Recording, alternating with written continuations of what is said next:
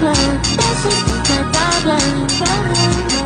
sinusitis, actually allergic rhinitis, which cause congestion inside your nasal mucosa, which produce lots of mucus. Mucus cause irritation to your nerve endings, which produce excessive sneezing.